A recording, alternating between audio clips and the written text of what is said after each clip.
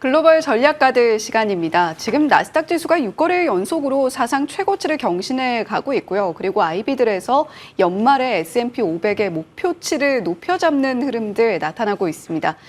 계속해서 저희 방송에서 전해드리고 있습니다만 에버코어 ISI에서 6,000포인트 이야기를 하고 있고 CT, 골드만 너나 할 것 없이 계속해서 상방을 올려잡고 있는 가운데 일각에서는 거품론도 조금씩 부각이 되고 있는 것 같아요. 자, 그런데 우리 시장으로 조금 눈을 돌려보면 코스피는 삼성전자의 8만전자 붕괴의 한숨이 좀 더 길어지고 있습니다. 언제쯤 종가 기준으로 삼성전자가 8만전자에 안착을 해줄 수 있을까 궁금하신 분들 정말 많으실 것 같은데요. 현 상황 전략 꼼꼼하게 세워보겠습니다. 유니스토리 자산운용 김장렬 투자전략본부장님 함께합니다. 어서 오세요. 네, 안녕하십니까. 네, 본부장님, 우리 시장 이야기를 좀 했습니다. 삼성전자, 한때 동네 바보형이다 이렇게 이야기도 할 정도로 한동안 주가가 좀 오랫동안 하락을 지속하다가 요즘 그래도 다시 꿈틀꿈틀하고 있어요. 코스피 닷새 만에 하락 반전하면서 2740선도 후퇴하는 모습을 보여줬습니다. 자, 이번 주 시장의 핵심 뭐라고 보시는지 궁금하고요. 네. 어떤 흐름이 이어지고 있다고 보시는지 뉴욕 증시 점검해 주시고 코스피 지수별 전망 시나리오도 함께 세워주신다고요. 네, 일단 이번 주 시작이 어저께였지 않습니까? 예. 반락을 했는데 우리나라가 버틴 것은 반도체, 자동차, 방산이었습니다. 어제 시장 기준으로. 주제의 오늘 결론은 반도체는 여전히 그래도 핵심이다 예. 말씀드릴 수 있고 반도체라는 게 AI 관련되는 반도체이죠. 이 주도주라는 거는 미국이나 한국이나 변함이 없고요. 다만 이제 나중에도 오늘 끝에 말씀을 하실 것 같은데 자동차 관련되는 거는 현대차의 IPO, 인도 IPO 때문에 특별한 이슈가 돼서 올라가는 거고요.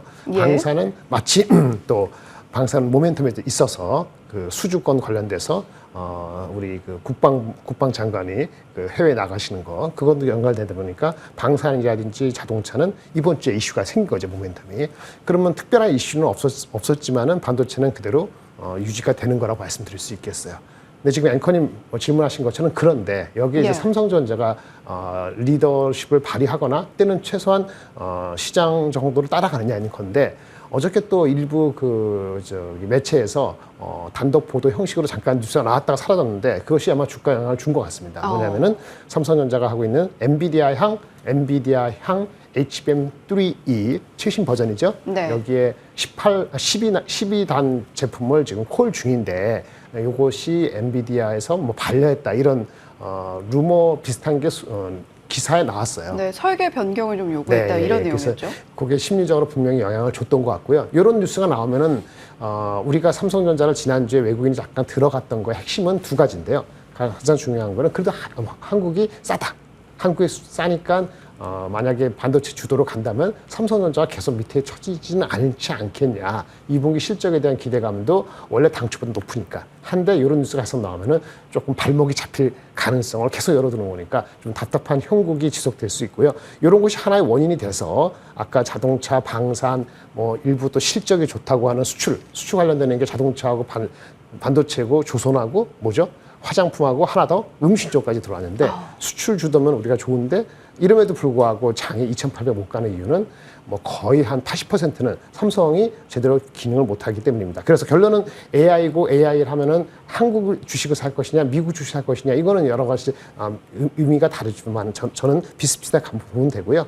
한국은 추가적으로 자동차하고 음식료, 조선주 이런 것들이 얼마나 리레이팅 실질 되느냐에 따라서 삼성전자 없이도 2,800을 가긴 갈 것 같은데 그것이 바로 올지 아니면 몇 개월 더 기다릴지는 아직은 조금은 구름이 아직은 끼어 있습니다.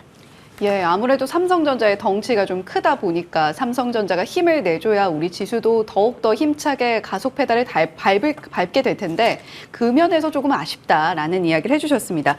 하지만 시장은 역시 AI 반도체 굉장히 강하게 흘러가고 있고 간밤 미국 증시도 역시 마찬가지였습니다. 그런데 앞서서 말씀해 주셨듯이 삼성전자가 HBM 쪽에서 약간 고전하는 모습에도 불구하고 사실 AI 반도체 쪽의 모멘텀은 계속해서 쏟아지고 있잖아요. 네, 대표적으로 아이폰 모멘텀을 들 수 있을 것 같은데 네. 어떤 기업들이 어떤 변수를 가지고 있는지도 좀 짚어주시죠. 일단 엔비디아하고 AMD라든지 기타 등등은 비슷하고요. 애플은 온디바이스 AI 시대를 연달아서 애플, 그 다음에 실적이 잘 나오고 가이던스가 좋은 브로드컴 이런 주식 하는 거죠. 아함도 마찬가지고요. 그래서 브로드컴 아마 ARM 정도가 엔비디아, 애플 다음으로 또는 비슷하게 계속 시장을 리드할 가능성이 있고요. 한국에서도 마찬가지로 하이닉스하고 한미반도체 또 기타 그 관련되는 종목들이 가야 되는데 대한민국에 있는 주식들이 그 숫자가 많지가 않다는 것이 좀 안타까운 생각이고요. 오늘 테슬라가 올랐기 때문에 2차 전지 어저께 빠진 거에 반등이 있을 수 있겠습니다만 2차 전지도 정책발 리스크가 다시 불거졌다는 거. 트럼프 말고도 유럽에서도 극우 정당이 득세를 하면서 기존에 갖고 있던 그 신재생 에너지에 대한 그런 뷰가 바뀔 수가 있기 때문에 그런 것들이 전체적으로 한국의 2차 전지나 전기차 쪽은 빨리 따라가지 못하는 형국을 만들 수 있는 그런 분위기라고 말씀을 드릴 수 있겠습니다. 그래서 저는 2,790 정도를 단기적으로 고점으로 보고 있고요. 삼성전자가 픽업을 하든지 실적이 됐든 뭐가 됐든 아니면 다른 섹터에서 2차 전지나 다른 쪽에서 엄청난 힘을 발휘해야지 2800이라는 숫자를 상징적으로 넘어설 수 있다고 보여지고요. 단기 변수는 이겁니다. 일단은 PC가 6월 27일인가 8일 날 있는데 PC는 CPI나 PPI가 나오면서 이미 기대치를 잡았기 때문에 크게 영향을 안 미칠 것 같고 오히려 프랑스발 전국 불안이 유럽 시장에서 EU 유로화의 약세, 달러의 강세를 계속 야기시킬 것이냐 거기에 따라서 우리 원화가 이제 강세가 되지 않고 계속 약세로 있으면은 그거 좀 불안한 요인이 남아 있을 수 있는 거고요. 예. 가장 중요한 건 정책 리스크라 말씀드린 프랑스발도 있는데 미국의 대선 TV 토론이 6월 27일 있어서 6월 27일이 대선 토론과 마이크론 실적이 가장 큰 단기 변수라 말씀을 드릴 수 있겠고 포트에서 가장 중요한 건 미국과 한국의 반도체 중심의 AI 그리고 이제 실적이 나오는 음식료, 화장품, 미용 이런 것들 이렇게 하면 현금 한 30% 내로 유지하시는 것을 권고드립니다. 예. 이제 포트폴리오 비중에 대해서 조금 더 섬세한 전략이 필요한 시점이 다가온 것 같습니다. 일단은 단기 전망으로는 코스피 2790포인트 선 바라보고 있다라고 말씀을 해주셨어요. 일단 PC는 무난하게 넘어갈 걸로 보이는데 중요한 것은 글로벌적으로 참 많은 대선이 포진해 있는 한 해입니다. 프랑스발 이슈가 지속되어서 우리 환율에 영향을 미치진 않는가 그 부분 체크포인트 삼아보시면 좋겠고 반도체 쪽에서 일단 삼성전자가 힘을 내줘야 한다라는 이야기도 한 번 더 방점을 찍어주셨습니다. 자, 다시 또 삼성전자, SK하이닉스 이야기로 좀 돌아와서요. 지금 SK하이닉스의 경우에는 HBM을 등에 업고 연일 최고치를 경신해 나가는 흐름 보여주고 있어요. 말씀해 주신 것처럼 한미반도체 역시 마찬가지고요. 자, 지금 삼성전자 보유자분들, SK하이닉스 보유자분들 한 종목만 갖고 계신 분들이라면 표정이 극명하게 엇갈릴 것 같습니다. 보유자분들 대응법을 어떻게 가져가면 좋겠고 또 혹시나 신규 매수 고민하시는 네네. 분들은 어떻게 전략 잡으면 좋을까요? 일단 목표 주가 곱하기 0.9, 0.8로 접근하시는 것을 추천을 드리고요. 어떤 섹터가 그 상승 기조가 뚜렷하고 특히 최근에 목표 주가가 비슷하게 계속 상승이라면 0.9까지 곱할 수 있다고 보여집니다. 그것이 제가 드릴 수 있는 말씀이고요. 최근 반도체 긍정적인 거는 아이폰 지난주 나온에서 아이폰의 교체 주기가 기존에 한 4.8년에서 한 6개월까지 앞당겨질 수 있다는 일부 증권사의 그런 가능성 제기가 분명히 시장에 도움이 줬다고 보고 이 가능성을 배제할 수는 없다고 보여집니다. 그리고 또 중요한 건 아이폰이라든지 아이패드라든지 여기 들어가는 메모리가 이 AI 기능을 탑재하게 되면은 기존보다 메모리가 한 30% 이상 높아질 가능성이 있고요.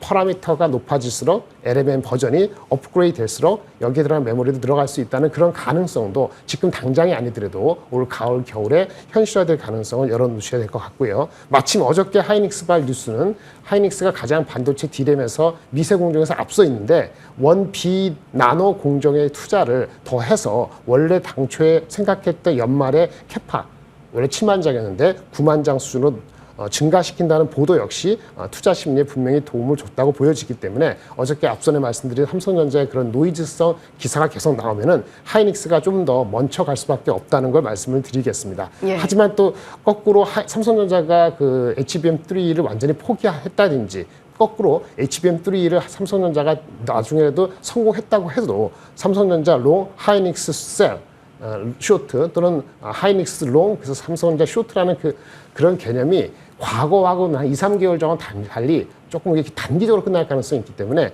포트는 어느 한쪽을 여러분이 결정을 하셔야 되는데 하이닉스를 믿는다면 하이닉스를 7 정도, 삼성전자 3 이런 패턴으로 심으시거나 아니면 한쪽 삼성이나 하이닉스를 베팅을 하신다면은 전체 포트에 차지하는 비중이 20% 넘지 않는 방향으로 조절하는 것이 필요할 것으로 보입니다. 예, SK 하이닉스와 삼성전자 포트폴리오 비중 설정에 있어서도 우리가 신중해질 필요가 있겠다라는 말씀을 해주셨습니다. 더불어서 아이폰 교체 주기와 관련된 반도체 종목들 무엇이 있는지 우리가 선별을 해보고 그와 관련된 종목들도 포트에 차곡차곡 쌓아놓는 것도 미리 아이폰 교체 주기에 대비하는 우리가 포트폴리오 전략이라고 이야기를 할 수가 있겠죠. 자, 더불어서 어제는 확실히 현대차 관련주들, 자동차 부품주들 굉장히 좋은 모습을 나타냈습니다. 인도법인 현지 증시 상장 소식 덕분이었는데 부품주까지 함께 들썩들썩하는 모습, 부품주들이 정말 날아가는 모습들을 보여줬습니다.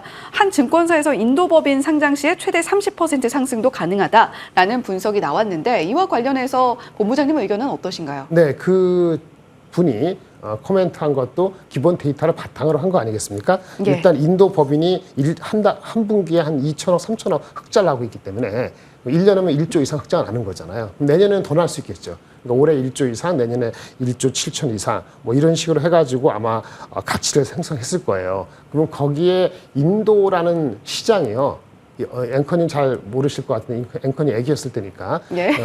지금의 그 인도에서의 자동차 그 보급률이라는 게 예. 20여 년 전에 중국의 보급률하고 비슷합니다. 그 무슨 얘기냐면 아직 갈 길이 멀었다는 거예요. 인구는 굉장히 많잖아요. 그렇죠. 14억 더 많죠. 그런데 이제 20여 년 전에 중국하고 비슷한데 우리 20여 년 전에 중국이 어떻게 했냐? 막 WTO에 가입했을 때입니다. 그러니까 성장의 초입이라는 거죠. 그래서 네. 밸류가 높은 거예요. 인도 시장 자체의 PER이 23배 정도입니다. 미국의 PER보다 낮지가 않아요. 그러니까 성장을 반영하고 있는 거죠. 그 시장에서 그럼 자동차 시장의 성장률이라면 얼마나 높겠어요. 따라서 인도에 상장돼 있거나 인도에서 자동차 시장 업종은 PER이 보통 20배, 30배 됩니다. 예. 그래서 당연히 인도 법인의 현대차가 주인이건 말건 그게 중요한 게 아니고 거기서 생산 판매하는 리더십을 갖고 있는 현대차 인도 법인의 이 규모나 성장성을 봤을 때는 PER 25배, 30배가 이상한 숫자라고 보여지지는 않습니다. 그래서 지금 애널리스트가 본 27배 정도의 내년 실적 기준을 한 그래서 40조까지 줄 수 있다는 얘기 또는 약간 디스카운트해서 27조 두겠다는 얘기 27조하고 40조가 결국은 현대차의 그 지분법 지금 갖고 있는 지분이 한 82% 되니까요. 할인이 이렇게 해서 현대차가 한 18%, 30% 올라갈 수 있다. 어저께 한 3, 4% 올랐으니까 여전히 15%에서 25% 업사이드가 있는 거잖아요. 그런 추론 자체는 애널리스트로 충분히 분석적이라 보여지고요. 다만 실제 지금 17% 지분을 판 거잖아요. 네. 나중엔 더 팔 수도 있죠. 그리고 뭐 자금이 필요할 수도 있고. 실질적으로 맨 마지막에 현대차가 보유할 지분이 얼마인지는 모른다는 것 측면이 있고 지금 올라가는 것은 일부는 우리가 대한민국에 있는 사람들이 인도 법인 IPO 상장하는 그 주식을 살 수 없기 때문에 현대차를 사는 측면이 있기 때문에 이러한 좀 열광이 식고 나면은 실질적으로는 그 목표 주가 이 인도 법인 상장 때문에 현대차가 그것 때문에 15% 30% 꼭 올라가는 건 아닐 수 있다. 예. 이렇게 말씀을 드릴 수 있겠고요. 하지만 그거보다 더 중요한 거는 현대차 기아가 지금 도요타하고 미국은 관계없이 하이브리드 포함해서 지금 출하량이 아직 괜찮다는 거하고 환율이 1370으로 고공행진하고 있기 때문에 아마 2분기 실적 나올 때까지는 긍정적인 톤이 유지될 수 있다. 이렇게 보시면 될 것 같습니다. 네, 그렇다면 이번 주 전략 어떻게 가져갈까요? 이번 주 전략은 특별한 거 없습니다. 사실은요. 이번 주 전략은 유럽발 유로화 좀 신경 쓰시고요. 예, 유로화 신경 쓰시고 그 다음에 어저께 나온 중국의 지표들이 나왔거든요. 중국의 지표들이 경제 성장 지표가 나왔는데 오늘 미국의 소매 판매 이런 지표가 나올 거예요. 그 정도 체크하시는 정도로 대외 변수는 유로화, 그 다음에 국내 변수는 뉴스 플로우 여기에 집중하시면 될 것 같습니다. 네, 대외 변수는 유로화 움직임 그리고 국내는 뉴스플로우에 집중하자라는 전략 세워주셨습니다. 지금까지 유니스토리 자산운용 김장렬 투자전략본부장님과 함께했고요. 글로벌 식스도 여기서 인사드리겠습니다. 시청해주신 여러분 고맙습니다.